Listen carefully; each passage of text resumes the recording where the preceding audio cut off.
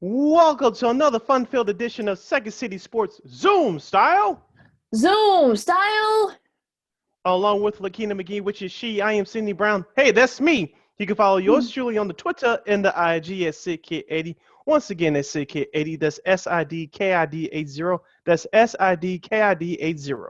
You can follow me at Keena McGee on the Twitter and at Keena_McGee on the IG.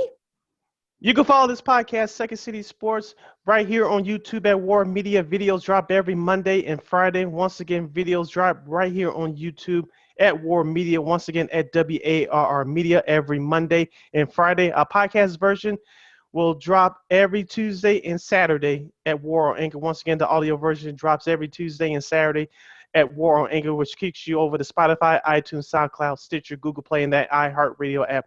We are available on all podcast platforms. Make sure you type in that search engine box, WARR on Anchor. You can go to our website, weareregalradio.com. And you can follow us on all social media platforms, including here on YouTube, at War on Anchor. Once again, at War Media, I should say. Scratch that from the record. You can follow us on all social media platforms. That's Facebook, Twitter, Instagram, right here on YouTube at War Media. Once again, at WARR Media. That's Facebook, Twitter, Instagram, and YouTube. And thank you in advance for your support. Like, share, subscribe, and tell your friends. Subscribe. Yes, that's our good friend George Altman would say. And we are unapologetically fun. Lakeena, let's get started with baseball. One team had fun over the weekend while another team not so much.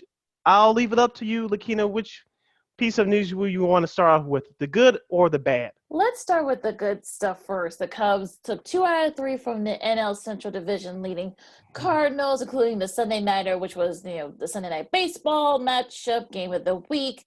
Javi Baez's big 2-run shot in the 10th inning to help solidify their win against the Cardinals, the Cubs. And look, I think you could probably say they probably could have swept the series, but Yadier Molina, I should say, had other ideas in the 8th inning home run. That was a go-ahead home run on Saturday. They kind of let the opportunity slip away. But, it seems like things are starting to mesh a little bit for the Cubs. I mean, the pitching, the timely hitting, came out when they had to. Javi Baez's 2-run home run, obviously. Also, too, their middle relief.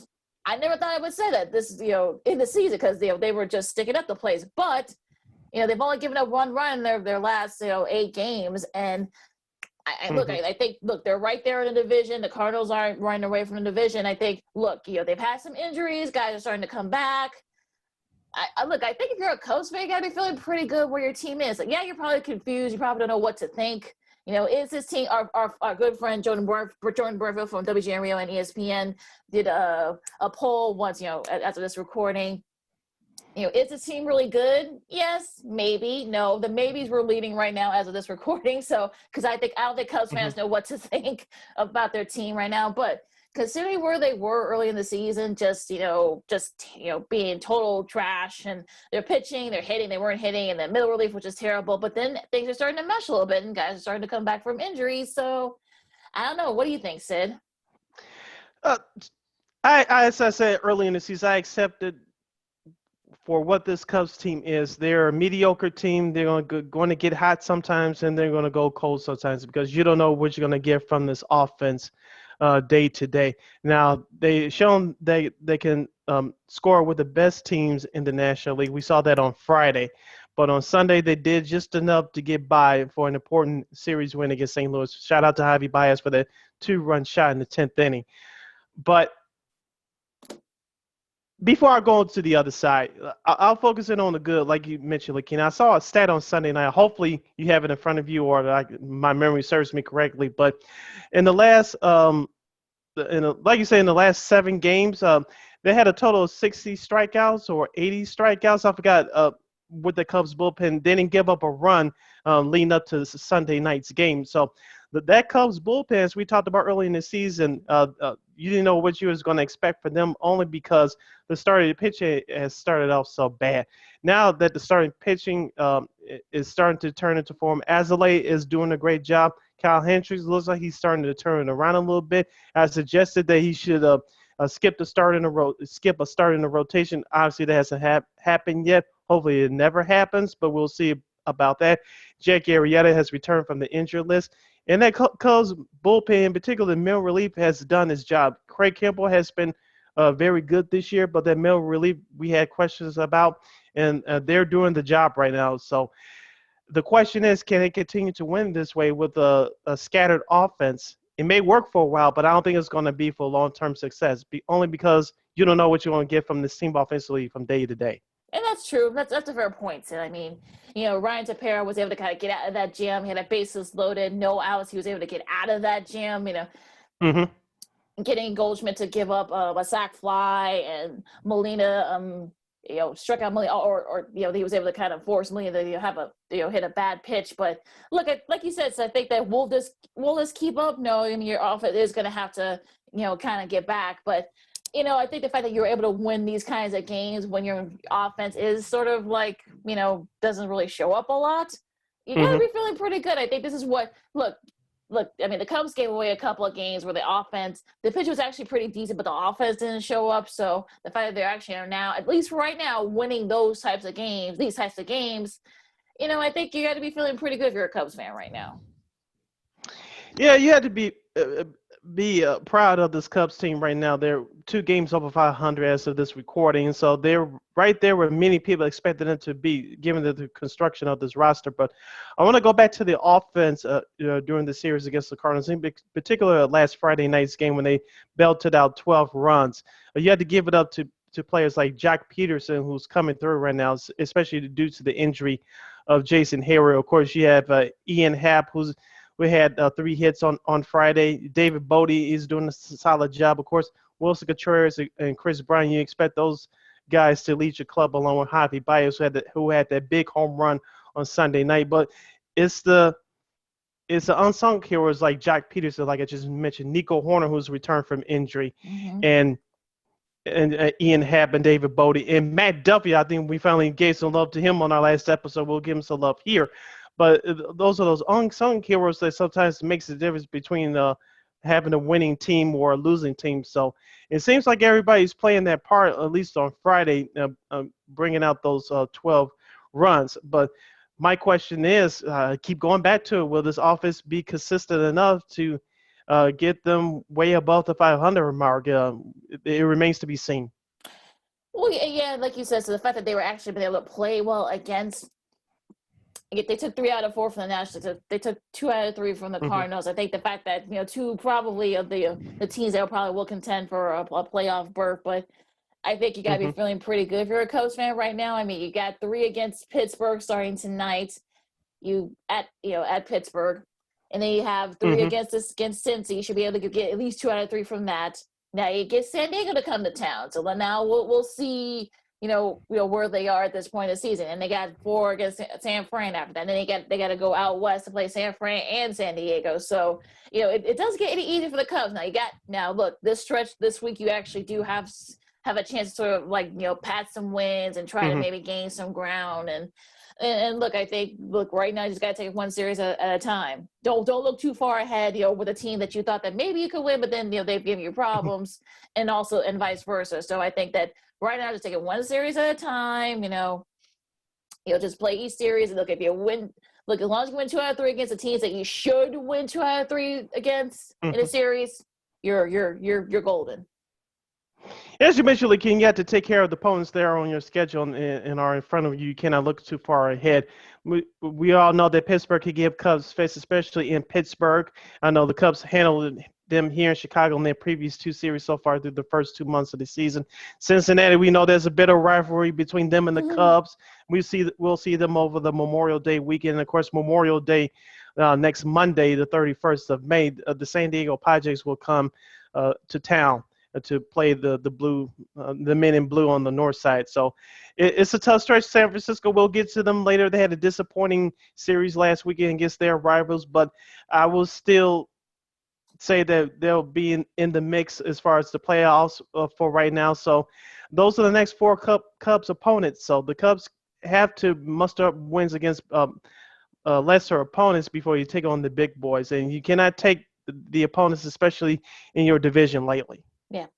Absolutely, and and I just set the schedule, and that's the best part because you got a tough schedule coming up after Cincinnati on Sunday, and Memorial Day. You start your 3-gamer against San Diego. Then you have 4 against San Fran, and then you got 3 more at San Diego. So I think it's gonna get tough, but again, just to take it one series at a time. That's really the best you can do. You're listening to Second City Sports along with Lakeena McGee. I am Sydney Browns. We talk Chicago baseball. Let's get to the bad news, Miss McGee. The Southsiders, they lost 3 in a row to the New York Yankees, which I feared this past weekend. It actually occurred. Before we break this series down, what made me angry, if anything else, Saturday's game. Yeah. It did. Because Dylan Cease was pitching close to no-hit ball through the first 3.5 innings, and then that 5th inning, and all fell apart. The triple play Andrew Vaughn hit into on Friday, you had Aroldis Chapman, the Yankees closer, on the ropes. No other team in baseball has touched this guy all year. And to have that happen, it was inexcusable. Carlos Rodon pitched his off, striking out 13 Bronx Bombers. You had a chance to win that game. And for that triple play to occur, against you, that was the death nail in the coffin right there. Sunday's game, I'm not going to say I wasn't upset, but there were some encouraging signs. Of course, all their runs were scored by the long ball. Yeah. Jose Abreu, Yasmani Grandal, and then the game-tying home run in the ninth by rookie Andrew Vaughn. He made up for that, for what happened to him on Friday. But my problem is this, Lakeena, and we talked about this at the start of the season. The middle relief has been a problem for the Southsiders. Yes, Matt Foster is turning around as of late. Evan Marshall, to a lesser extent, I can get with those 2. Liam Hendriks, your closer, I'll be damned if I see him acting a fool one more time. Yeah, it's great to have personality and your machismo and your whatever you want to call it. I get all that. You can do all that after you win, okay? But I need you to do your job first. Not just what happened on Sunday, but it's been happening for the last couple weeks, okay? You can have all this bulldog mentality, put on a show and all that. I get all that. Put that energy in doing your job first. Then you can celebrate afterwards, okay? You haven't had, I don't believe he's had a 1, 2, 3 ninth inning all season long. I don't think he has. And then what happened on Sunday after he relieved Aaron Bummer, who's really been a big disappointment over the last week or so. You come in, talking about Liam Hendriks, you come in, the bases low, you face Aaron Judge. The only swing and miss that Aaron Judge had, you were lucky because Aaron bailed you out with a bad swing. And then I hear some people said on sports radio on Monday morning, it looks like he wasn't ready. If that's the case, that's his fault. You're supposed to be prepared for any and every situation, okay? What happened on Sunday, that was just inexcusable. And it just magnifies the problem that this team has and what the Sox bullpen's issues have been all season long. Now, I believe the bullpen is going to turn it around here, but it's not too early to look far into what this team needs. And this team needs a veteran bullpen arm. It's hard to find. It's easier said than done. But they need a veteran, reliable bullpen arm. Now, on the flip side, as far as the team is concerned, I'm not going to go back to what happened last week in Minnesota with TLR and Yermin Mercedes. That's dead in the water as far as I'm concerned. But some of these players, i.e. Liam Hendriks, who's new here, you acted like the world owes you something or you bigger who you think you are. Yes, you are a first-place ball club. Congratulations. But to go around and beating out your chest, you haven't won a damn thing yet. Not yet. Not yet. Just win your ball games, take care of your business, and the rest will take care of itself. They'll put the cart before the horse. It just, that part just bothers me. I know this team has personality. I know you like to have fun. I'm down with all that. When you put things out there like that too far and you haven't won a damn thing yet, I have a problem with that. I know it's a double-edged sword right there, and that's a fine line, but you haven't won anything yet. Here's my analysis of all that stuff with Hendriks. I saw some of that stuff, and I was like, okay, yeah. and then you gave up a walk-off walk, which is rare, but it does happen. So the Hendricks thing, I'm not even gonna talk about that, because I just think that look, that's always been his thing, and yeah, he's a little bit weird at times, but look, I think he needs to work on not giving up walks and walk-off walks, especially because your team loses that way. Now, I think also too, Gleyber Torres is what happened. What, he had like 2 home runs and like 7 RBIs during that series, so he's starting to heat up, and Yep. I think that's a bigger issue for the White Sox right now. That middle relief. Now I've said this since even before the season started. That middle relief worries me. It still worries me. Mm-hmm. And could they right the ship? Of course they can. I mean, it's a long season, but again, this just shows that when you wish you had Jimenez, you had Eloy, and then you wish you had Luis Robert, because you need those guys to play and keep up with a team like the Yankees. Yes, they showed a little bit of a fight on Sunday with the Abreu home run and Andrew Vaughn with a game-tying home run, and that's fine. But again, you ended up giving it right back. So look, if you're the White Sox, just look. You put that series in the rearview mirror. You have a big 4-gamer against the Cardinals. You can help the Cubs out a little bit if you can. Try to get back on track, because they don't have an easy schedule either. In these next few weeks, they're going to be playing some very tough teams, and this is sort of one of those times where you wish this team was at full strength, because I think they probably would have a better record right now. They got 3 against St. Louis. They got 4 against Baltimore. Look, I know Baltimore's up and down. They got, I know Chris Davis is done for the year, but they've got some pretty solid young players on that team. You got to go at Cleveland. You got 4 against Cleveland. You got 4 against Detroit. You got 3 against Toronto. Then you got to go at Detroit for 3. And then you have 3 as you host the Rays, and you have 4 against Houston. So the schedule doesn't get any easier for the White Sox, and all this stuff that's going on with this team right now, they need to kind of put it to the side if you're trying to put some distance and put a cushion in that AL Central. So unfortunately, right now you're not doing that. I'll give Tony La Russa some positive credit here. At least what he's doing. I said this, he's the right manager for this team, even though some of his style doesn't adapt to today's game. I will agree with him on this. He's putting players, in particular pitchers and relievers, in situations that they'll have to face if and should they make the playoffs this year. In this situation, how will you respond? In this situation, how you will respond. Right now, the only people that are getting it done, as far as I see it, in the bullpen is Matt Foster and Evan Marshall. And I had my issues with Marshall starting out the year, but it looks like he's starting to turn around some. Matt Foster, the same thing. I know Garrett Crochet is injured right now, and hopefully he'll come back soon.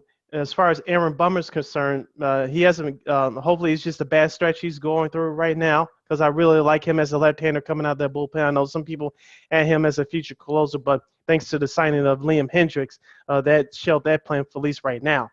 But Aaron Bummer is going through a bad stretch. Liam Hendricks, if you look at the stats, it looks okay, but if you look under the hood of that car, it's not been as great as people want to make it out to be. So hopefully Hendricks will turn around, put this sideshow stuff aside, stop yelling at everybody, yell at yourself, put that more energy, do your job, then you can go celebrate after that. I'm cool with that.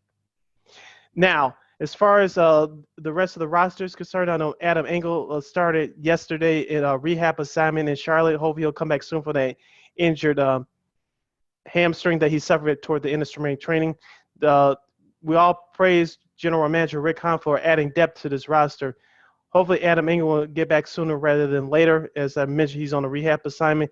They could use another outfielder right now until Eloy Jimenez and or Luis Robert return later on in the season.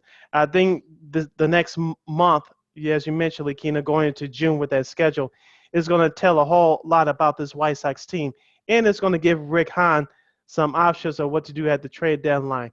If Luis Robert and or Eloy Jimenez is far away from coming back to help this team for the rest of the season, I think Rick Hahn will get a outfielder via trade at the trade deadline, which is July 31st.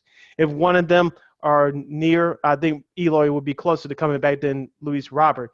But if Eloy is closer to coming back by the trade deadline, maybe Rick Hahn will back off a little bit and still go as you put all his efforts to go and get that veteran middle reliever. But we shall see. But this next month, as we wrap up May going into June, is going to tell a whole lot about this White Sox team. And we'll see. Like I said, like the schedule I just mentioned. I mean, this is where, we'll see if this White Sox team, I think they are for real, but I think this will also show that maybe they are right there to be contenders in the AL, because that's not going to be an easy schedule. This team, some things have been inconsistent. We've had some timely hitting. They've had some timely hitting from Jose Abreu and from Vaughn. But again, I think that middle relief is still gonna, I think that's gonna be a problem for them this whole season. I think it's just how it is. So we'll see what they do against the teams I've mentioned. The schedule coming up these next few weeks. But again, you kind of have to play with the not urgency, but I think you got to show people that, hey, you know what, maybe this team is sort of like right there, like to be an AL contender. Yeah, and I couldn't agree with you more. You see Tim Anderson starting to come through. He had a nice series against the Yankees last weekend. Yohan Moncada, hope he'll continue to come through at the plate. I like his glove right now. Nick Madrigal quietly is starting to come through. I like what I see from him. Of course, this roster is led by their starting pitching, and that's the way they're going to have to win. But this team could put up some runs, and they're going to have to get creative at times when they're not hitting the long ball. The question is, can they do that consistently till Eloy Jimenez or if Luis Robert come back later on this season? This White Sox team, I like their depth, but let's just see if they can put it together consistently. Just looking at the schedule for this week, as you mentioned, they got St. Louis in here for 3, Baltimore for 4. You have a chance to pile up some wins here, and I expect them to do that as they return home to the South Side, and that stadium is now going to be filled at least 60 up to 60% capacity. So they're going to have more fans in there to come out and watch their team play. You listen to Second City Sports Zoom style along with Sydney Brown. I'm Lakeena McGee. Now, Sid, what impressed you so far this weekend in the MLB? The Dodgers sweep away the Giants. Let me just put it this way, no pun intended. It was men against boys, and the Dodgers had timely hitting and timely pitching. The Giants, they couldn't muster up any runs. If you looked at the final score from Sunday, this should tell the whole story there from the entire series. I watched some of that series. The Dodgers are clearly the better team. I know we talked about their struggles for the last few weeks. They started to turn it around. This was a big test for the San Francisco Giants. They failed. I know they're going to face each other again in Dodger Stadium coming up this upcoming weekend. We'll get in more to that in our next episode. But the San Francisco Giants, they showed who they were. They're not ready for prime time yet. The Tampa Bay Rays on Sunday, there was a nice comeback win against the Toronto Blue Jays. We both talked about how we like that Toronto ball club. I have Toronto being represented as an AL wildcard winner. The Philadelphia Phillies, they got a game in their series against the Boston Red Sox on Sunday. Boston, I believe, took 2 out of 3 from them. So I like the way Boston's playing. Everybody thought they were going to fall out. They're right there, folks. So watch out for the Red Sox. The Twins and Indians, they were battling each other over the weekend. I know the Twins took the last game on Sunday in 10 innings, 8-5. Cleveland, as I mentioned, they're going to hang around in the AL Central till the White Sox get their act together and hopefully go on a nice long run. So Cleveland, do not ignore them just yet. I know Sox fans want to say, oh, the division title is a wrap. Maybe it'll be there eventually at the end, but right now, do not count these Cleveland Indians out. And the Royals won, 2 out of 3 from their series too. So, they're still right there 4 back. So I know White Sox fans want to say that they got the division in hand, but no, you still got teams behind you that are still right there. Could probably have a say on whether or not you'll be able to win it now. Before you continue, not to cut you off, Lakeem, before you continue, shout out to Kansas City and Detroit, you just mentioned.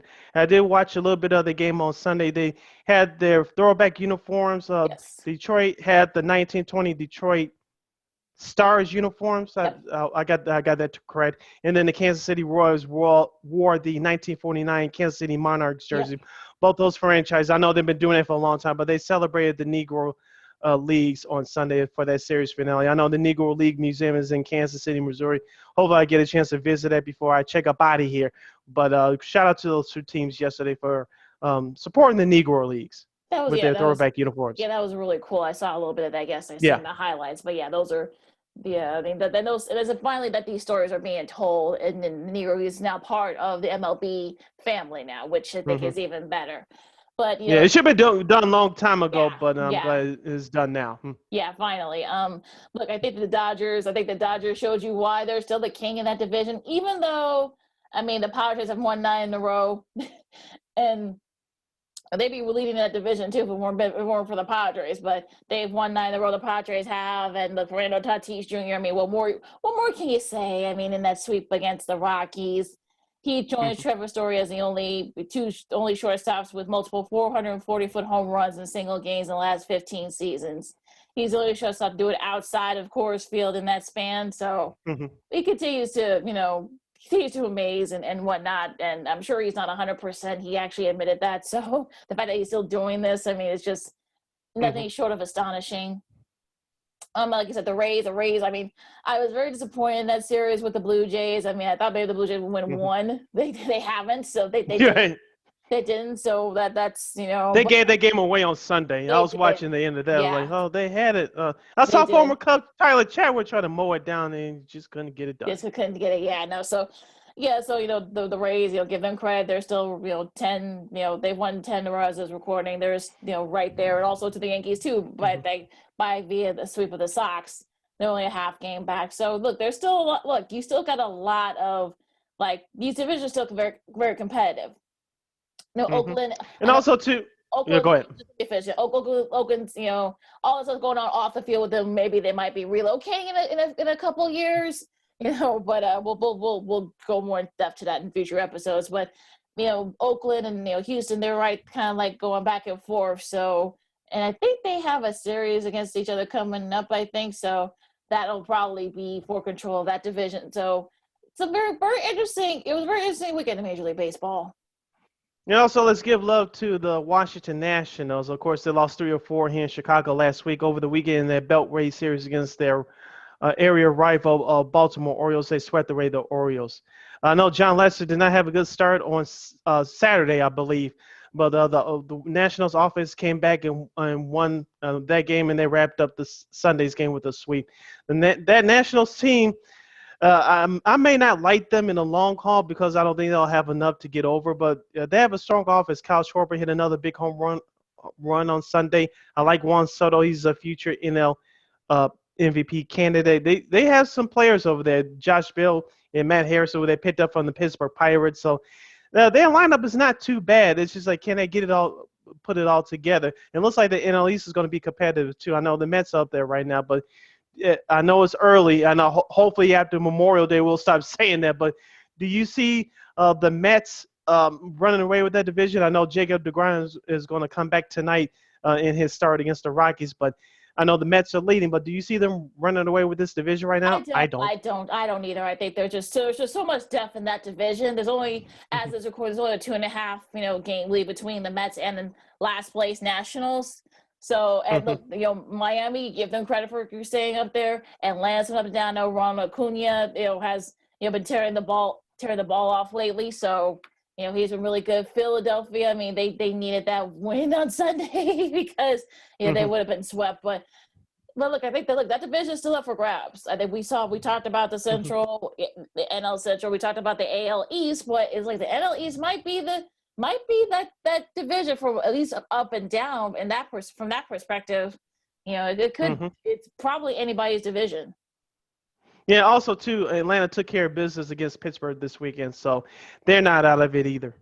No, this division should be a whole lot of fun. I think they all face each other too within these next couple of weeks. So hopefully, like you said, hopefully we'll have some type of separation, but I don't think it's going to happen. At least not in this juncture, but you never know. You listen to Second City Sports Zoom style once again, along with Sydney Brown. I'm Lakeena McGee. This time, let's go to the hardwood. Sid, the NBA playoffs commence this weekend. We'll start with the Saturday matchups. It's a very interesting. Well, actually, you know what? Let's start with get the Friday matchup out the way. The play-in with the Grizzlies and the Warriors. We talked about in our roundtable with our buddies, Big Dave Watson, a lot of tech guy, and our guy Josh Hicks. We all kind of like, well, I don't know who said it, but somebody did say that don't be surprised if Memphis ends up being the Warriors, which is exactly what it was Dave. Dave, yeah, Dave. We'll give a shout out to him because he called it, and I mean, look, we weren't surprised, and I think we saw last year in the bubble where they just missed making the playoffs. They were ready for that prime time. John Morant and Devin Brooks. I mean, look, they showed you why. Look, we're not going to be pushovers here. You're not going to sweep us out, and we'll talk about their matchup against Utah in our second half. But what did you think about that that game? Memphis, after they blew their double-digit lead, they came back strong. They hung in tough, especially after going into overtime. They made the plays when they had to. Like as you mentioned, John Morant had a big game with 35 points. Kyle Anderson had a couple big buckets too. I know he scored a total of 9 points, but he had some big plays down the stretch as well. Jaren Jackson Jr., he stepped up as well. And Valanciunas, his stat lines didn't look that great because he was in foul trouble, but he still came up big with 12 rebounds. That Memphis team plays hard, and they'll give you a fight. I think at the end there, the Warriors just ran out of time, and they were fatigued, especially after losing the way they did last Wednesday to the Los Angeles Lakers. Last Friday, they came back. And they made a game out of it, actually, and went into overtime. But as I said, who's going to step up to help out Steph Curry? The only person that did that was Andrew Wiggins. He added 22 points. I know Jordan Poole added 19 coming off the bench in 38 minutes of action. But Steph Curry can't do everything for the Warriors. I know he had 39 points, but it just shows you that this Warriors team They just ran out of gas, and they didn't have enough to overtake Memphis. Memphis wanted it more. That's from what I saw. I think mentally, though, like you said, so I think they were mentally exhausted. The Warriors were, I think, especially since it seemed like I think Curry ran out of gas too. I know Poole had 19 off the bench, and Wiggins did what he needed to do. But again, Draymond, where was Draymond? Look, Draymond did the best he could, but again, I mean, where was he when it really counted? And he only had 11 points, so he had his struggles from the field as well. So I mean, I think to say that not having Klay Thompson, they finally caught up to them. I think that's what's really like the thing. For me, and I think that I didn't think they would go far anyway if even they made the main playoffs. So I wasn't too shocked that the Grizzlies were able to upset them, as I'm using air quotes here, folks, if we're going to be watching, if you're listening to this. But I wasn't. Like you said, I think the Grizzlies just wanted more in the end. Yeah, and they got the win on the road, and they deserve the number 8 seed. We'll review their win against the Utah Jazz in our next segment. That was one of the, it was one of the best games I thought that took place last weekend as the playoffs opened. But before we take our break, let's review the Saturday games. The first game was Game 1 of the Eastern Conference first round series between the Miami Heat and the Milwaukee Bucks. Milwaukee got a 2-point win in overtime thanks to Chris Middleton's game-winning shot in overtime. Those two as a part of his 27-point performance. Giannis Antetokounmpo added 26. Drew Holiday added 20 for Milwaukee. As we mute you, Brook Lopez added 18. Coming off the bench, PJ Tucker did nothing, but that didn't matter. But I'll say this for Milwaukee: as long as you get balanced scoring, that helps out Giannis, you'll win most of the time. And taking a look at the stats on the flip side for the Miami Heat, Jimmy Butler, he didn't have a great shooting game. He was 7 of 10 from the free throw line. He did score the game tying bucket to force overtime. He was only 4 for 22 for the day. That was not good. Bam Adebayo had 9 points and 12 rebounds. Duncan Robinson had a huge game. He carried the Heat. He was the second leader scorer for them with 24. And Goran Dragic, with 35 minutes of action off the bench, netted home 25 points. Lakeena, is this series over, or do you think Miami has a fight? Because I think this series is going at least 6 games.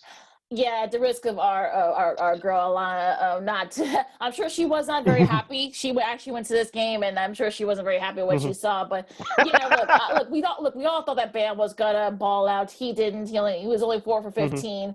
You know, I mean, it was just he had his struggle. I think him not being Defensive Player of the Year finals, like that kind of like got to him. I think for all the wrong reasons. So, but I expect him to bounce back in game 2. And, look, Nunn had his struggles, and I think, Goran Dragic had 25 off the bench.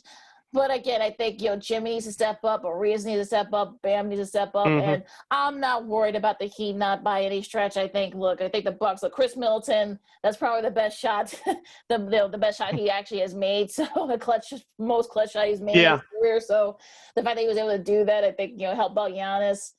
Had his struggles. He might not be 100% either, Giannis. So I think that's probably might be why. But the fact that Middleton was able to step up, I think, they showed a lot of guts in his part. Brooke Lopez at 18. Drew Holiday had that massive block against Jimmy that kept it from, from winning it. So I think nobody's really talking about that play. But, I think that was a great block by him, and I think that's why he is a Defensive Player of the Year finalist. But, he just showed you that. So, yeah, I'm not worried about the Heat. I think this is going to go 6. Will it be the Bucks or the Heat? I think it's going to be all about opportunistic plays. I think that's going to be really the thing in this series. Okay, following that game was game 1 of the Western Conference first round series between the Dallas Mavericks and the Los Angeles Clippers. As we said, Lakeena, all the pressures on the Clippers this year is given fact what happened last year in the bubble with all the drama both on and off the court. The Dallas Mavericks controlled that game from the start, and they defeated the Clippers, taking away home court 113-103. Luka Doncic led Dallas with 31 points. Jalen Brunson added 15 off the bench.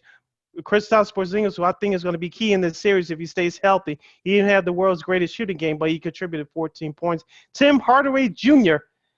added 21 points, and Dorian Finney-Smith added 18. On the flip side for the Clippers, Kawhi Leonard added 26. Paul George, a mediocre 23 points, but they didn't get anything else afterwards. The next guy was Patrick Beverley with 10. Nicholas Batum off the bench had 11. Rondo did this thing with 11, but who else is going to be that third guy scorer-wise for the Clippers to help out? Help out George and Kawhi Leonard. If you guys just listen to us exclusively on our podcast, Lakeena is doing the whole searching thing right now. I mean, look. I'm assuming that's a shot at the Clippers. I assume, correct? Yes. Well, yeah. I mean, look. Okay. Look. I mean, where's PG? I'm all looking for. Where's playoff PG? I mean, like, I've been waiting for 6 years for this. I still haven't found him yet. And who's gonna step up besides, like you said, besides he and Kawhi? I mean, I mean, look, Zubik. I mean, come on, let step a little bit here. Yeah. Also, too, Marcus Morris Sr. I mean, like, we only have 4 points, really? Come on. And also, too, like the rest of the guys off the bench. Look, I like what Rondo's doing. That's about the best. I think Rondo needs to do that more. Also, too, Ibaka. I mean, like, this is not your first rodeo, Ibaka. I mean, like, where are you? Like, come on, where's the supporting cast? Because if the supporting cast from the Clippers don't step up, this series is going to be over very quick. I think Steve Ballmer is going to lose it. Yeah. Hardcore. Well, it might be a couple of expletives after that, in between those two. Oh, words, yeah. It might be in between that. But, yeah, I mean, come on now. But, look, I think this is going to go 6. I think we'll see if the Clippers can bounce back. But they definitely, like, if you're the Clippers, you better win game 2. That's all I'm going to say about that.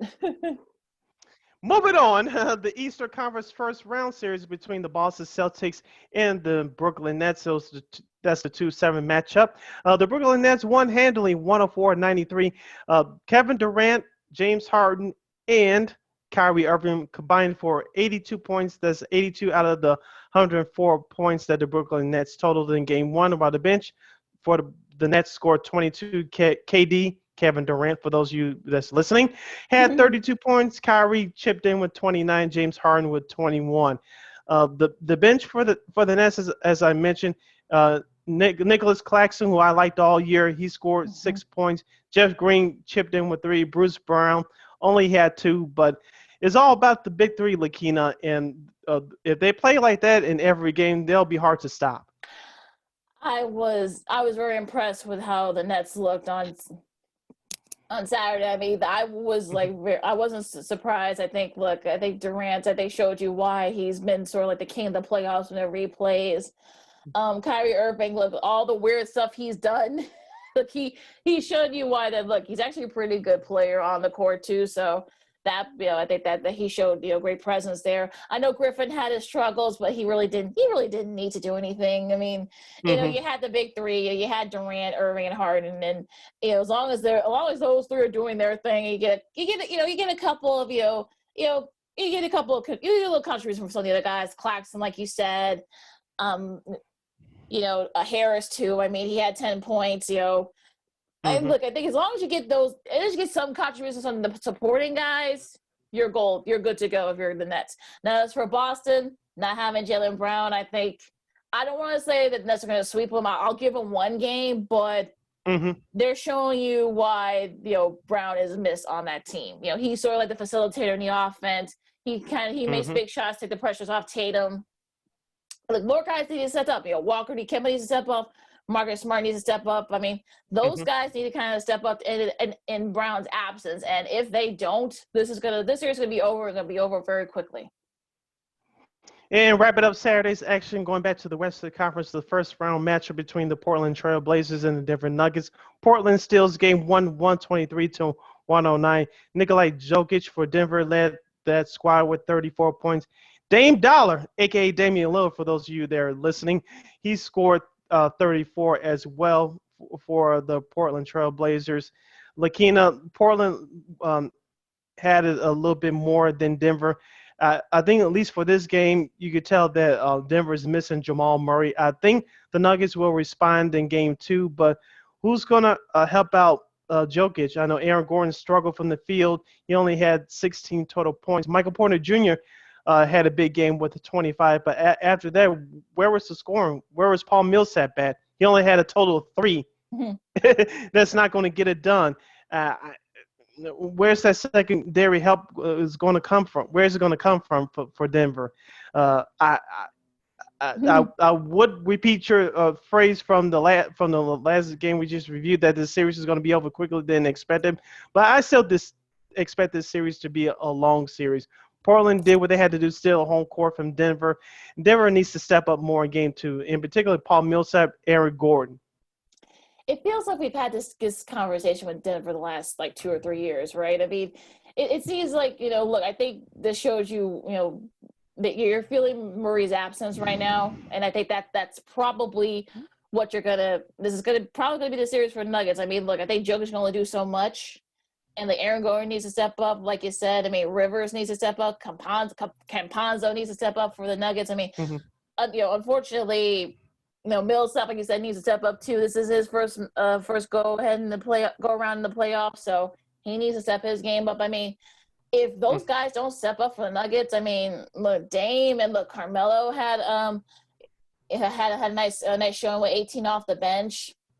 Simmons, Anthony Simmons had 10 off the bench, 14 off the bench, I should say, for the Blazers too. I think we're finally starting to see this Blazers team at full strength. Nurkic had 16, had a double, 16 and 12. Lillard, like you said, had 34 and 13 assists. McCollum had 21. They owned the paint over Denver. Yes, they did. So I think that's because Jokic had to start shooting him from the outside. That's why they were able to kind of get him out of there. So that's why Nurkic was able to was able to kind of dominate in the paint. So they're good. Look, I mean, Denver needs to get together or else Portland's going to blow them right out of the gym. Yeah, let's also give C.J. McCollum some love too. He had 21 points. So Denver has their work cut out for them. I still believe it's going to be a long series. Portland did what they had to do, steal home court. The pressure's on Denver to win their home game in game 2. Let's take this 20-second timeout. When we return on Second City Sports, we'll review Sunday's action. It was a whole lot of intensity, and a certain celebrity fan is back in the spotlight. If you don't know who we're talking about, we'll let you know. And we'll get into our PGA Championship. A certain future legend has finally won. And another NFL star wants out. It's not who you think it is. We'll let you know who who we're talking about as well. Along with Lakeena McGee, I am Sidney Brown. You're listening to Second City Sports. Welcome back to Second City Sports Zoom style. Zoom style. Along with Lakeena McGee, I am Sidney Brown. You can follow yours truly on the Twitter and the IG at SidK80. Once again, at SidK80. SIDKID80. SIDKID80. You can follow me at Keena McGee on the Twitter and at Keena_McGee on the IG. You can follow this podcast, Second City Sports, on YouTube at War Media.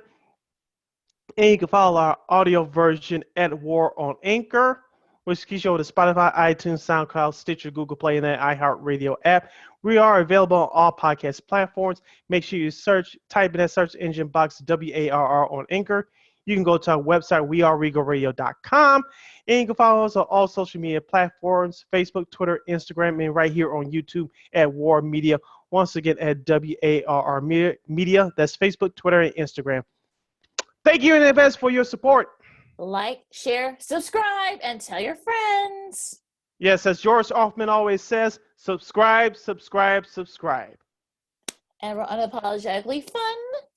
Yes, let's continue this fun. Lakeena, as we'll review Sunday's playoff action. The first game that was played, it was between the Washington Wizards and the Philadelphia 76ers out of the Eastern Conference. That's the 1-8 matchup. Philadelphia gets by Washington 125-118. Tobias Harris led Philadelphia with 37 points, while Bradley Beal led Washington with 33 points. Lakeena, a couple of things that stood out to me. Philadelphia had hot shooting toward the end of that game. Joel Embiid struggled for Philadelphia. I know he had 30 points, but to me,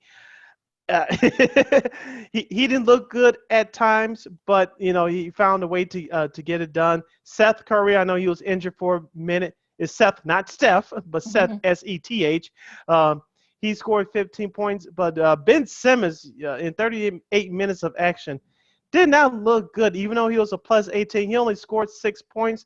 I know he grabbed 15 rebounds and dished out 15 assists, but call me crazy, but I just need him to step up more offensively. I know we talked about him not developing a jump shot throughout his career, but if Philadelphia wants to go anywhere and contend for a championship, he needs to score more than 6 points. I'm sorry. Yeah, that's not going to do it if you're trying to, that's not going to be good enough to beat Brooklyn. Let's put it that. I think you're simply saying it, Sid. I mean, Yes. look, the good news is that Harris stepped up and so did Embiid. Yes, that's not an Embiid like performance. The 30 points. He only had like 8 rebounds, like 6 rebounds or something like that. So, yes, it wasn't an Embiid performance, but yeah, it was enough to win. Like I said, Tobias Harris stepped up with 37. That's definitely probably a season high for him, I believe. So, I mean, look, I think that's what you want, balanced scoring. I mean, look, if Simmons has an off night, Harris can step up. If Embiid has an off night, maybe Seth Curry can step up too. So yeah, I think that's a good thing. If you're in Philadelphia and you're Doc Rivers, I think you can take, if your top guys take a day off, I think this is what you want from an NBA team, to have your supporting guys step up, and that's what they did. So it's fine. I mean, I'm not like gonna freak out because Simmons had a bad game. Okay, fine, whatever. But look, they won. Look, they had Harris stepped up. It's fine. On the flip side, as I mentioned, Bradley Beal led Washington with 33 points. Russell Westbrook had 16 points, 14 rebounds, but only 5 rebounds off of 17 shooting. He did not have a good game.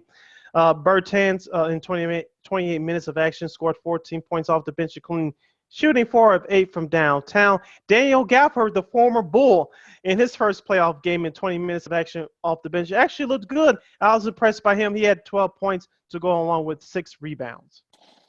Yeah, Westbrook had his struggles. I mean, he had 14 assists and 16 points, but like I say, he struggled from the field, and he only was 0 for 2 for 3, so I think that didn't help either. Bradley Beal at 33 despite being 1 for 6 from 3, and if you're hoping to pull off an upset, if you're Washington, you need to get your 3-point shooting together. You're 8 for 20, which is not bad, but again, that's not going to be good enough to beat Philly, and your supporting people need to step up. I mean, Alex Lynn had 12. Yakamura had Yakamura. Hakamura, it's just I never could spell. Even when he was at Gonzaga, I could never spell the guy's name. Sorry about that, but like, he had 12 points. Like he looked really good. I mean, look, they just need people need to step up besides Beal and Westbrook. Those supporting guys, Gaffer, you're happy for him. He's been actually very productive since being traded to the Wizards. But, more guys just need to step up. Robert Lopez needs to step up. You only had 6 points. Come on now. Step up here. We've seen you play. So we know how good you can be. Yeah. So I mean, the supporting guys need to step up. And look, you can't afford to have Westbrook have a bad game and then not have one of your other guys step up. You just can't afford to do that if you're the Wizards. The second game from last Sunday's docket comes to us from the Western Conference, the 7 matchup between the Phoenix Suns and the Los Angeles Lakers. Of course, the Suns have home court. The Suns held on in Game 1 by the score of 99-90. They lead that best-of-7 series 1-0. Devin Booker led Phoenix with 34 points. LeBron James had 18.7 rebounds and 10 assists. Lakeena, there were fireworks galore during this game. Chris Paul was injured early with a shoulder, came back and helped Phoenix win. It was an altercation between Alex Caruso and former Chicago Bull campaign. He did something stupid and got kicked out.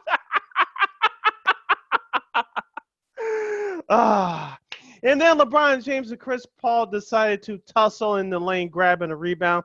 And LeBron James, as usual, has the flair for the dramatics. Flair, I'm using air quotes for those listening exclusively on our podcast. I injured my shoulder too. Let me join the party. My shoulder. I can't swim. Oh, boy. What did you think about all the shenanigans and fireworks from Game 1 of the Suns-Lakers series? I just laughed. I'm like, really, LeBron? I think LeBron missed his calling, all the stuff he does. I think he's in LA now, so I'm sure he's probably got actor friends that's helping him out with that. But look, I mean, on the court though, I mean, look, Ayton had 20 points and 10 rebounds. I mean, he's the first Suns player to do that in their playoff debut. 34 for Booker. Mm-hmm. That's the most by a Suns player in their debut. So, and look, I think, he shot, Ayton shot very well, 90%, probably his best game of the season. We said that don't be surprised if the Lakers upset the Suns. We didn't say it was going to be a sweep. So I think there's going to be fireworks all series, and, hopefully, CP3's shoulder, doesn't bother him too much or hinder him too much, because I think that he says he's playing Game 2, so we'll see what happens. Let's hope he's, at the very least 80%. It doesn't sound like it's like nothing's broken or anything. He's just a very severely sprained, at the very least a sprained shoulder, if nothing else. So we'll see how he does. We'll see how that shoulder looks. I mean, I think Ayton needs to step up, Crowder needs to step up, those guys need to step up if CP3 is not going to be at 100%. As for the Lakers, look, I think you need to look. KCP, only had 7 points. That's not going to do it if you're trying to get back into the finals. And also too, Anthony Davis, he needs to play better. Ayton now played him. And I think and he realizes that, thankfully. So we'll see how he responds in Game 2. Yeah, Anthony Davis, I think the offense is going to go through him in Game 2 because, as you mentioned, he shot 5 of 16, only scored a total of 13 points. DeAndre Ayton did his thing on Sunday. He was the better player inside between those two guys. And as we said before, Lakeena, who's going to help out in terms of scoring for the Lakers?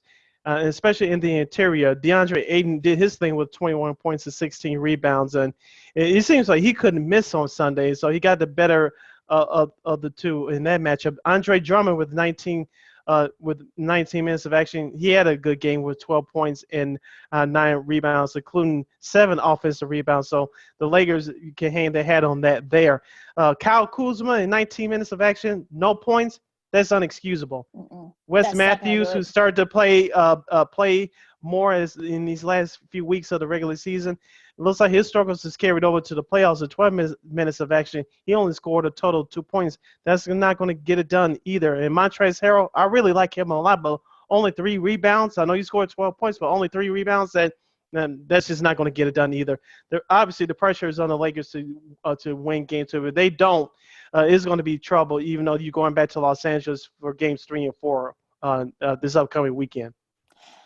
I'm with you on that. Lakers need to get together those supporting players you just mentioned. So absolutely. So we'll see what happens in Game 2 of that series. Well, probably one of the more thrilling series from Sunday is Atlanta and New York.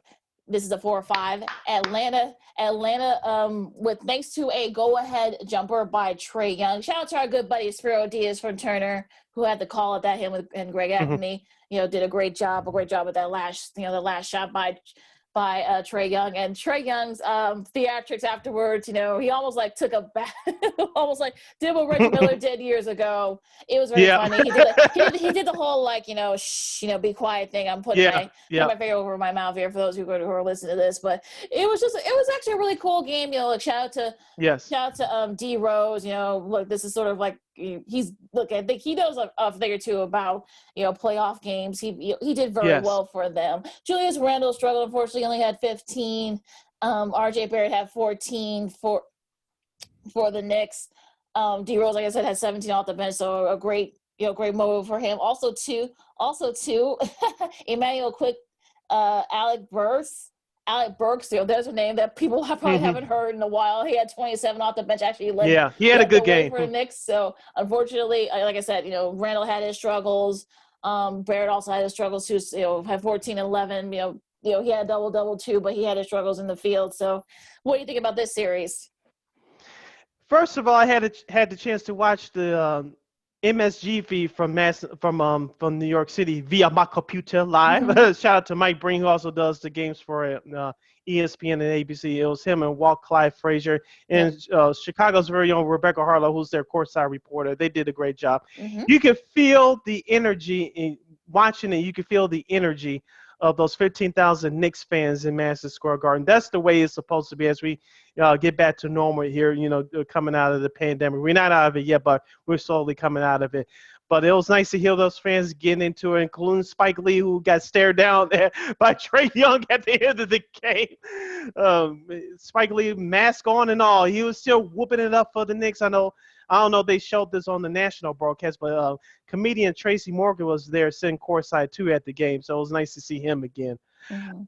The fans were into it from start to finish. They were saying some silly, not so nice things to Trae Young even before he hit that game winner. I'm not going to repeat it here, but it was nice to see those Knicks fans. I think you waited for 8 years to see a home playoff game. Congratulations to you guys. You guys brought the energy, you brought the passion, and it could be felt for those watching across the country. Like I said, I got a chance to watch the local feed, and you could tell that everybody was into it from the start. I know Atlanta started off hot, but going back to the Knicks side of things, Elfrid Payton, Tom Thibodeau, the head coach, gave him a short leash. She only played 8 minutes. You saw, like you said, quickly in our guy Derrick Rose, who hit the game-tying shot with the seconds, about 5 seconds left to go. I was actually on my seat when he did that. So I'm proud of this guy who's able to extend his career. He's not the man anymore, but he can still give you enough to help a winning ball club. So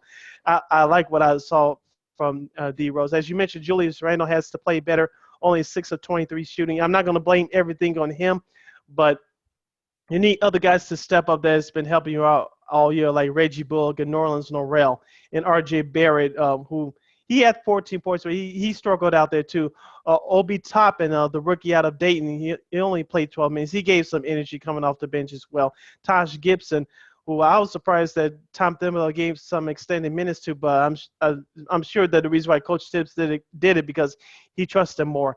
Taj Gibson only had 5 points and 9 rebounds in 24 minutes of action, but the Knicks, of course, Julius Randle needs to play better, but I still have faith that the Knicks will win this series. I think they're the better team. I think I had them in 5 or 6 games. So, this series is from over. Atlanta had a great comeback. They started to shoot the ball from the outside. Of course, Danilo Gallinari, he struggled for Atlanta. Bad haircut, by the way. I don't know who told me could do that, but that's a whole nother issue there. But Lou Williams, a.k.a. Spicy Hot Wings Williams, scored 13 points in 13 minutes of action. Herter had 8 points, even though he struggled shooting from the field. But Bogan Bogdanovic for Atlanta, he had 18 points, including 49 shooting from downtown. Hunter, their second-year player, he had a good game. DeAndre Hunter, that is.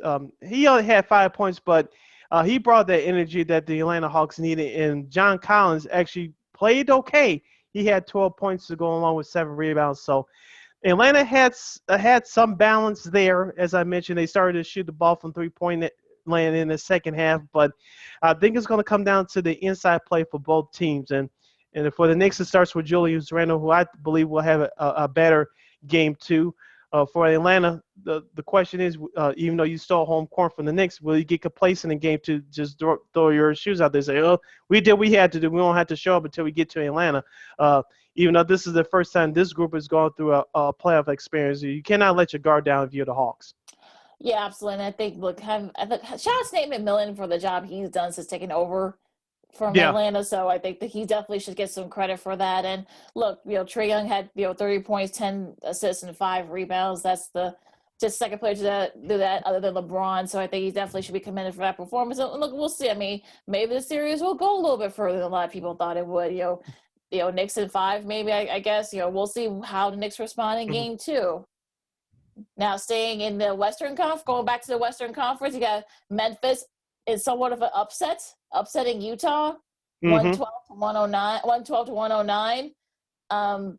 Dylan Brooks and John Morant both scored at least 25 points. That's like in their postseason debut. That's the 4th set of teammates to have that type of debut. Dylan Brooks led the way with 31. They joined the guys like Ben Gordon and Andres Nocioni from 05. Those 05 Bulls teams. Also, they should have won that series against Washington, but that's a whole nother issue. That's another episode.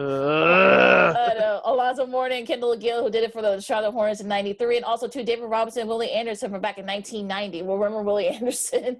I mean, yes, my goodness. yes. So just look. I mean, the fact that they were able to do this, the Grizzlies did. Just shows the tenacity that we all saw. I mean, look, John Morant 26, like I said, and look, Utah. There might be some issues going on with Utah. We'll talk about that in a minute. But what do you think about that performance? It's just an amazing performance by the Grizzlies on Sunday. Yeah, so even though the injury to Donovan Mitchell, which we'll get to in a second, him missing the game. It was a huge difference, but give Memphis credit. They took that momentum that they had on Friday, winning the tough game on the road at Golden State. They carried that attitude into last Sunday night's Game 1 win against Utah. As you mentioned, Dylan Brooks was the man. John Morant, he was fearless in his first playoff game.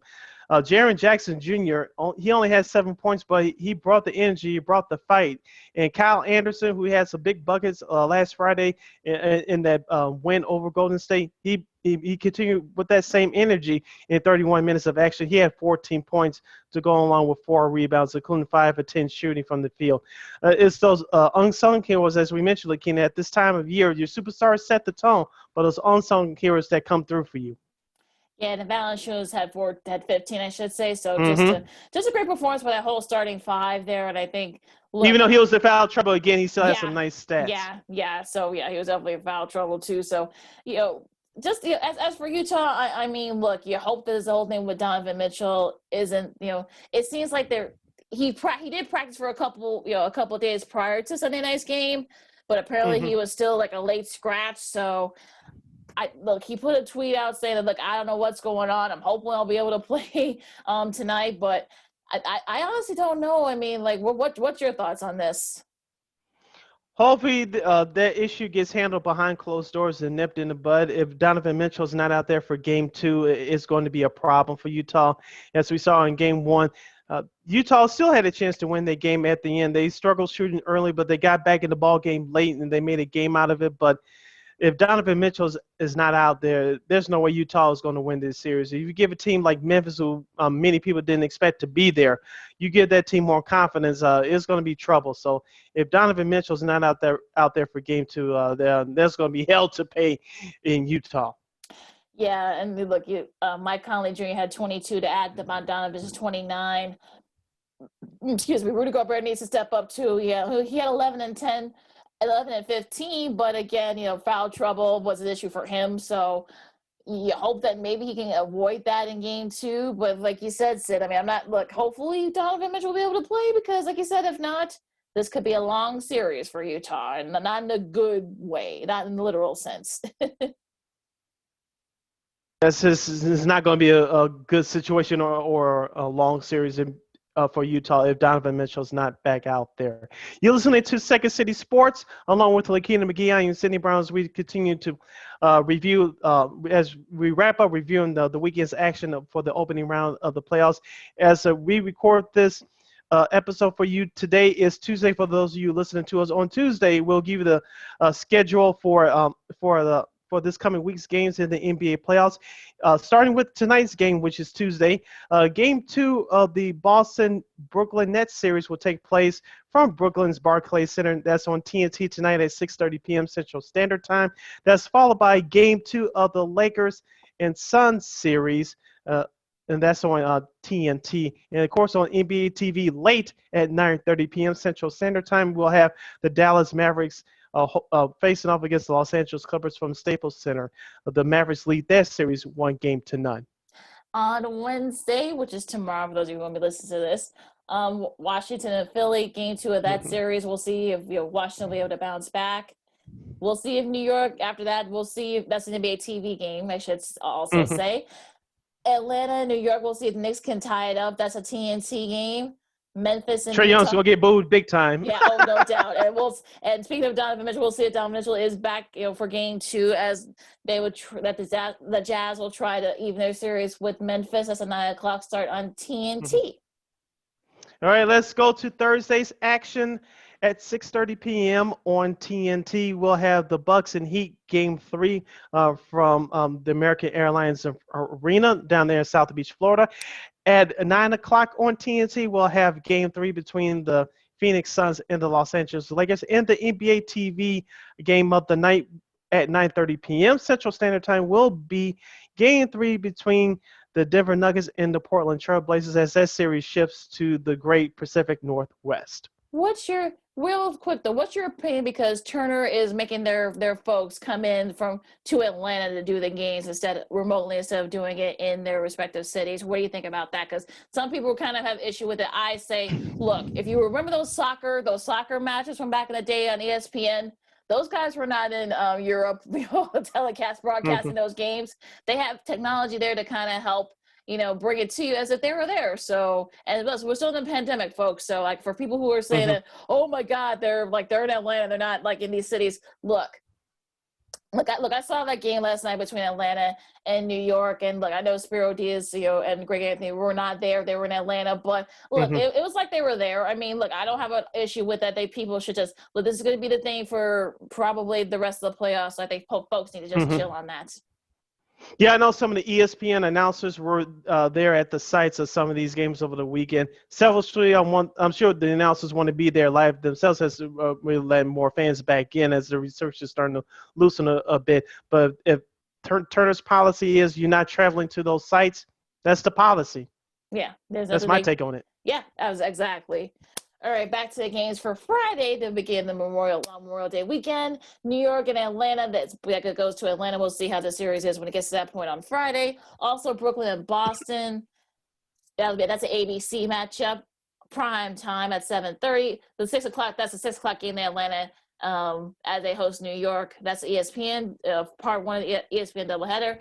And the second part of the doubleheader will be the Clippers and Dallas. PG, you better show up. That's all I'm going to say. That's an 8:30. That's an 8:30 game in Dallas at ESPN. So check those games out. All right. We're heading down the home stretch of this current episode of Second City Sports, along with Lakeena McGee. I am Sidney Brown. Lakeena, I'll turn it over to you as we now talk about golf. The PGA Championships took place last weekend from South Carolina. Phil Mickelson was the oldest player to win that tournament at age 50. Tell us about it.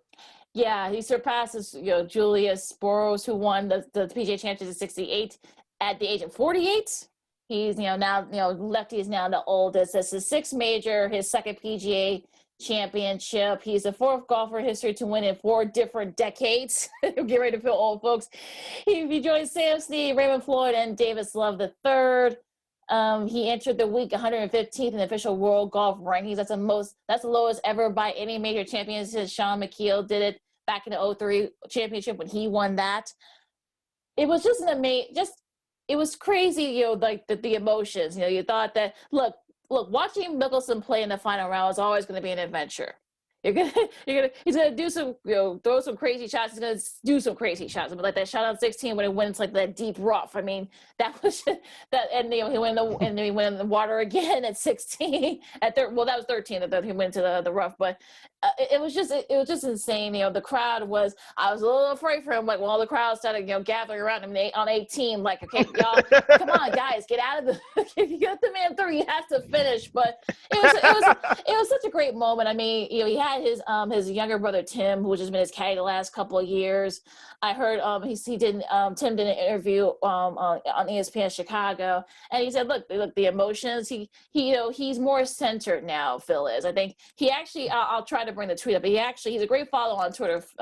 Phil is, and just that he actually wrote something on Twitter just a little over a week ago before all this happened. I want to make sure I get it right. Okay, I got it right here. I failed many times in my life and career, and because of this, I've learned a lot. Instead of feeling defeated countless times, I've used it as fuel to drive me to work harder. So today, join me in accepting our failures. Let's use them to motivate us to work even harder. So, I mean, look, you probably say that kind of that sort of covers his career in a nutshell. So, yeah.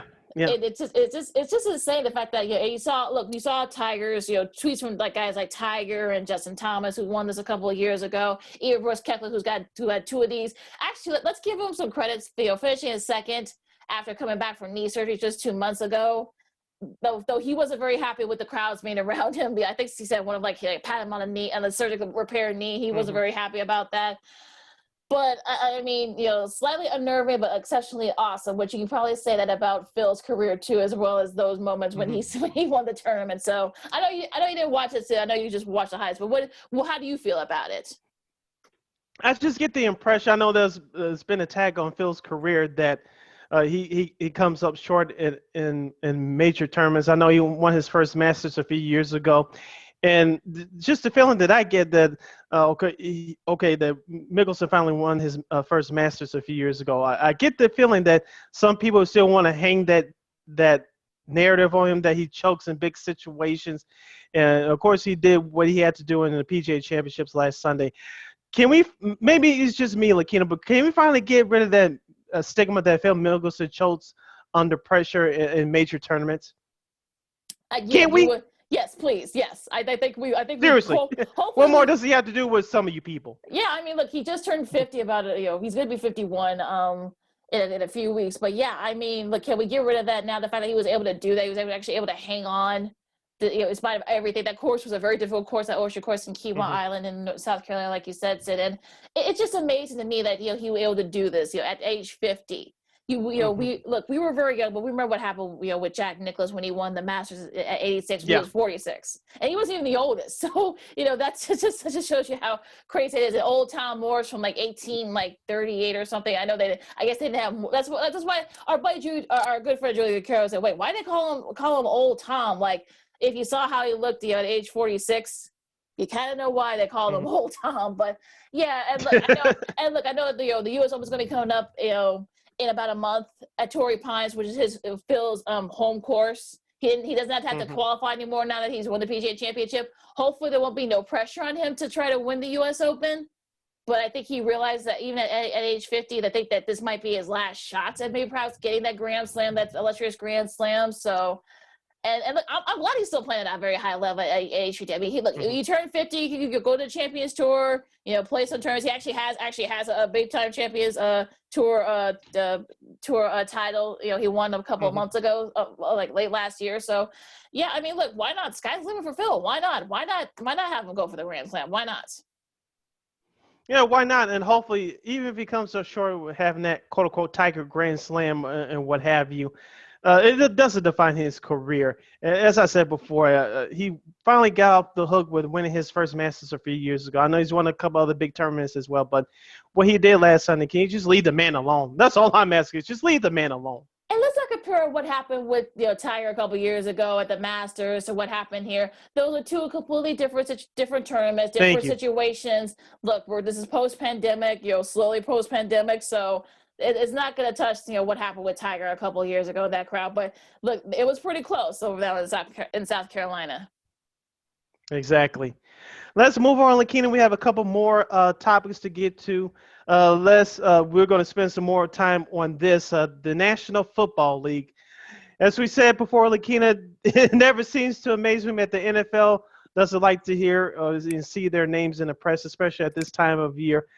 I'm not going to say it was a setup, but trust me, the folks in the higher ups, including your commissioner, Roger Goodell, the NFL likes to hear their names in the news, especially during the off season.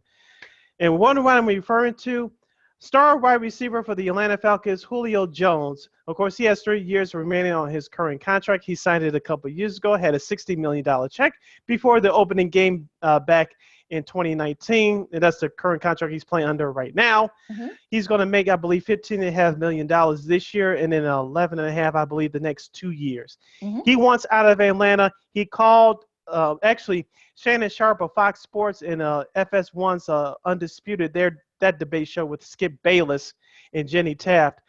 During Monday's episode, Shannon Sharpe dared to call Julio Jones on air. Actually did it and got it done. For those of you who haven't seen or heard it, you could look for it, especially right here on YouTube. And Shannon Sharpe dared to ask Julio Jones, is he done in Atlanta? And Julio simply said, end quote, I'm out of here. And of course, there's pictures going around social media that Julio Jones wore a Dallas Cowboys hoodie. He's training with former college teammate Amari Cooper, who's currently playing for the Dallas Cowboys. Mm-hmm. Of course, this thus leads speculation that it's only a minute of time before Julio Jones is traded to the Dallas Cowboys. Of course, according to Adam Schefter of ESPN, the Atlanta Falcons are looking for at least one first-round pick in return. I know for those of you that are watching and listening to us here in Chicago, let me say this right now. Julio Jones will not play for the Chicago Bears. Let me say it one more again for those of you in the back of the bus. Julio Jones will not play for the Chicago Bears. Got it? Good. I'll hand it over to you, Lakeena. I just, I'm still trying to figure out, like, was Julio in on the bit, or did he not know that this was going to, he was talking to the Shannon and he didn't think he wasn't doing his show, that they were, taping, this was a live taping.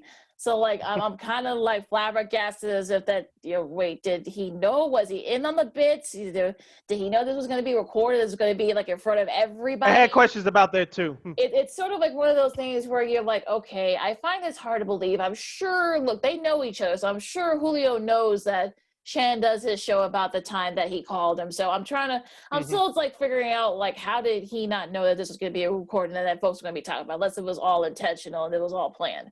I don't know. Like, look, I'm not a conspiracy theorist, but you can't. Your mind wanders in that direction. But even still, I mean, look, we've heard about this even before the NFL draft. I mean, there were rumors that came out that they got a new coaching staff in Atlanta. They probably want to wipe the slate clean and start over. I mean, there was rumors of maybe Matt Ryan they might try to trade him and try to get something from him. So like, I honestly don't know, like, what they're gonna do.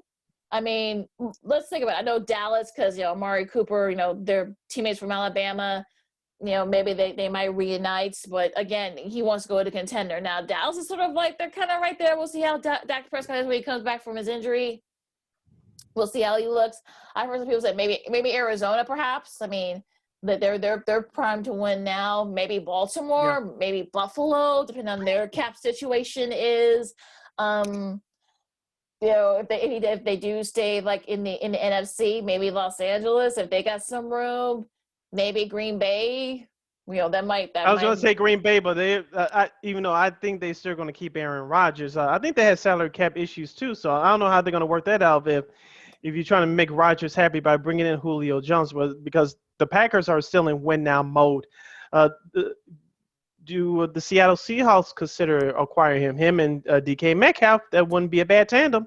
No, not at all. That'd be a very dangerous tandem. Also, too, they'll shut up Russell Wilson for sure. Yeah, right. I mean, look, we haven't heard from him in a minute about this. Oh, the Patriots. Some people say the Patriots, but are they in a win now mode?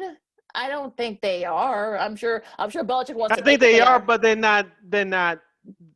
at least on paper, they're not as dominant as they were in years past. Let's just No. put it that way. I know they brought Cam Newton back, and as you mentioned before, you have all those defensive players that are coming back that opted out of last season because of COVID concerns. But do you really think they're Super Bowl contenders? I don't think so. They may be in for a playoff spot, but I don't think they're not that team that everybody fears anymore. What They about could use them, but as you know as well as I do, Lakeena, especially head coach Bill Belichick, or Bill Belichick, as we call him on this show, when you turn the age of 30 in the NFL, that's senior citizens age, and Bill Belichick believes in that philosophy. And And also I don't know if they wide want to dump all that receivers. money on aging wide receiver for Especially, that about to squad. say, why receiver. Also, what about Baltimore? I know they've got some various cap issues because maybe they try to make that work in Baltimore. That sure you can always get some guys to throw to, and that way Lamar wouldn't have to depend on his legs so much. Yeah, they'll be a good spot. He'll actually have a number one wide receiver. It's not Hollywood Brown, folks. Stop it. No, he's not. He's not there yet. He's not there yet. I'm trying to think like who else. Maybe the 49ers. I mean, look, look, John Lynch has a way of, maneuvering things. So maybe perhaps the 49ers. Do you see anybody else? That could probably be a good fit. I'm trying to think. No, not Philadelphia. They're in a youth movement. The New York Giants, they're trash, so no. The Washington football team, no. Arizona may be a possibility. You have Kyler Murray there going into year 3 out of Oklahoma. He and DeAndre Hopkins, that's that's not a bad tandem. Yeah, I think they're the favorite right now. I know everybody talk about Dallas, but they need to fix their they got their defense. cap issues. Yeah, exactly. And you paying Amari Cooper, his former college teammate, $21.5 million, which they signed to a contract with them a couple years ago. So I think Arizona by default is in the clubhouse. Jacksonville, no. Houston, no. Pittsburgh, no. Cleveland, no. What about Minnesota? Yeah, you got Justin Jefferson. I'm sorry for going into you two out of Arizona. I know you have Adam Thielen. He could work there, but I don't know about Minnesota's cap situation. He could be a fit there, but like I said, I don't know about that cap situation. I thought about this, but I don't know about their cap. I'm sure Frank Wright would love to have them in Indianapolis. They're in win now. They're in good call. They're in win now mode. They're in win now mode. Yeah. I don't know what their cap situation is, but look, I think I'm sure. Look, I know that money's tied up to Carson Wentz for sure. Yeah, and I'm sure Wentz would love to have someone. Will love to have him to throw to. So. T.Y. Hilton, him and T.Y. Hilton, maybe, also to a former Alabama guy. I don't know. I mean, look. If you're one of these teams, do you want to give up a first round pick for a 30-year-old wide receiver who's been injured the last couple of years? Especially if you are in win now mode. I don't know. Yeah, I don't see the Rams. I don't. I don't see them. Cap issues.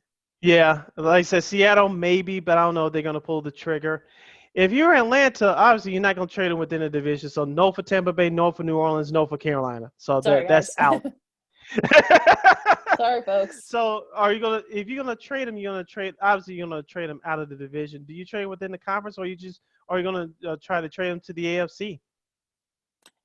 Like I said, we just mentioned our majority of the teams in the AFC.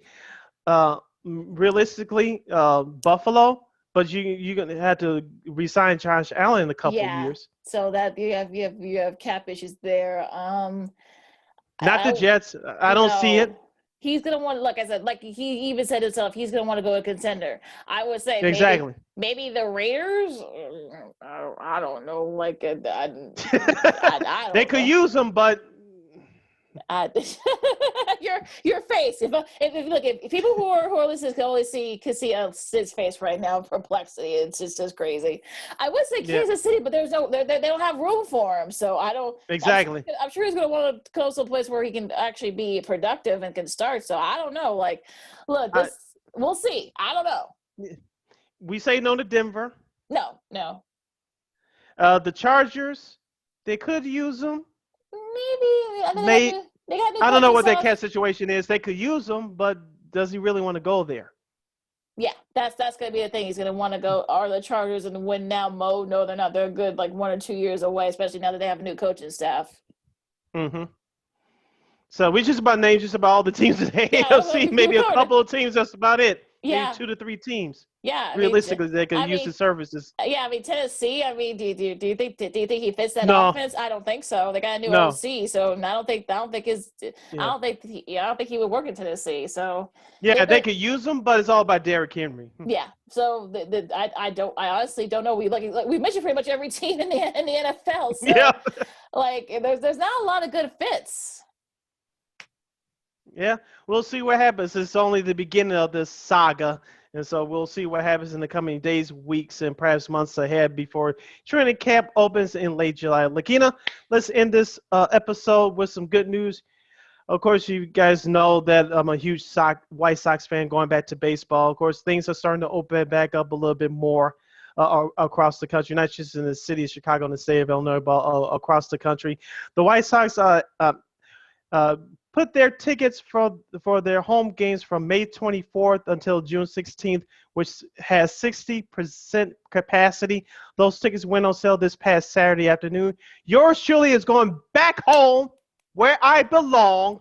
As I said, I was ready all this time to go back to Sox Park to catch a game. Yours truly will do that next weekend in the series between the Baltimore Orioles and the Chicago White Sox. Yours truly will be attending the game next Saturday and next Sunday afternoon as part of Memorial Day weekend. I cannot wait to go back. Of course, you can follow yours truly on social media. I'll have all the pictures and plus some sights and sounds for sure. I cannot wait to go back. Looking at the last game I attended was back on August 25th, 2019. It's been too long. Yours truly is going back home where I belong as we try to get back to normal, not just in our daily lives, but watching and covering sports as well. So yours truly will be in the stands next Saturday, this coming Saturday, this coming Sunday. It's part of Memorial Day weekend. As the White Sox take on the Baltimore Orioles. So I am happy as hell. I was so happy to purchase those tickets as we try to get back to normal. I cannot wait. I mean, it's almost like open up a gift on Christmas Day. And as we said before, as we started to get sports back around this time last year, even though there were no fans in the stands, it's like being put on punishment. You met your requirements and then some. Now you start to get stuff back. And that's what it feels like right now. I know it's an extreme analogy, but that's what it is right now that I'm feeling. Even though personally I didn't do anything wrong, it's sort of like we're starting to get some stuff back, including sports. We talked about it for the last couple of weeks. Looking at concerts are starting to happen now. Festivals, some have been postponed for precautionary reasons, but other festivals are coming back, not just here in Chicago and the state of Illinois, but all across the country as well as we start to reopen back up. As we said before, we're not going to tell you to or not to get the vaccine. Those decisions are up to you. Just take care of yourself and be mindful of others around you. Yeah, I mean, look, I think, look, I congratulations, Sid. You'll be able to go back to the Mm-hmm. park, and I see, the joy in people's faces, watching Mm-hmm. these games, not just, Yes. not just in baseball, but also to the playoffs, and also to we saw on Sunday at the Mm-hmm. PGA Championship, seeing all those crowds there. It was just, Yes. spectacular. And look, I like the fact that we're doing, like, most places are doing it slowly, others are not. Mm-hmm. But that's that's their decision. And look, I think people need to remember. Look, I know that LeBron got a little bit of trouble over the weekend. He went to a tequila party, to celebrate one of his business ventures, and I guess he didn't go there without a mask. He didn't follow protocols. And I know people are wondering, like, did he get vaccinated or whatever? I know Dennis Schroeder kind of let the cat out of the bag that he did not get vaccinated. But look, at this point, I'm thinking, look, if he wants to get vaccinated, that's his choice. If he doesn't, again, that's his choice too. I think people should not Mm-hmm. stop trying to shame people who don't want to get vaccinated. I think we've been saying this for like the last month, Sid, and I think people need to stop it. Yep, I agree. The choice is up to you. That shot is going into your arm, not anybody else's arm. And you make that decision for yourself, not for anybody else. Absolutely. So I'm sure LeBron, I'm sure others are going to be using that decision too. So Let's just leave that alone. And as for Sid, Yeah. I'm happy for you. And look, Thank you. MetLife Stadium, I just saw that they're going to be at full capacity at the start of the season. There's going to be some. I think Seton Hall is supposed to have their graduation, but they're keeping their distance, so it's not going to be full capacity. So I think doing it slowly, like most states have done, I think is probably the best way to go. I think. And as we said before, Lakeena, even last year when baseball kicked off their shortened 60-game schedule, baseball is always the forefront in terms of getting the nation, the United States of America, help get back to normal. So we saw that in 9/11. We saw that last year. We're looking at it now as we slowly try to get out of this pandemic. Most of these Major League Baseball stadiums will be at full capacity. I said early this year that we should be at full capacity. I predicted by the All-Star break, which is in July. It looks like it may meet that goal. And hopefully we don't have any more setbacks, which I don't think we will. I'm just constantly optimistic, but it seems like we're heading in the right direction, especially for the Sox and for the Sox fans like myself here in Chicago. We are able to attend these games. You know where to go to get Sox tickets. We won't say it here. You know where to go get them. So purchase your tickets as the homestand for between starting now through June 16th. It's at 60% capacity. You can go purchase Sox tickets. I know the Cubs, for you Cub fans that are listening and watching us, they're opening up at 60% capacity as well. You can go see the Cubs now. And, of course, the state of Illinois is supposed to reopen on Friday, June 11th, along with the city of Chicago, hopefully. So things are getting back to normal. And what a way to kick off summer as we head towards Memorial Day weekend. Yeah, so the unofficial start of summer. Yeah, so, folks going to be having these hot vax summers. Oh, boy, this is going to be interesting. It's going to be interesting, no doubt about it. And on that note, you can follow me at Keena McGee on the Twitter and at Keena McGee on the IG. You can follow yours truly, Sydney Brown, on the Twitter and the IG at SidKid80. Once again, at SidKid80. That's SIDKID80. That's SIDKID80. You can follow this podcast, Second City Sports, first right here on YouTube at War Media. Once again, at WARR Media. Videos will drop every Monday and Friday. Once again, videos will drop every Monday and Friday right here on YouTube at War Media. You can catch our podcast version every Tuesday and every Saturday at War on Anchor. Once again, the audio version every Tuesday, every Saturday at War on Anchor. We are available on all podcast platforms. You know them by now. Just type in the search engine box WARR on Anchor. You can go to our website, weareregalradio.com, for more details. That's WEAREREGAL radio.com.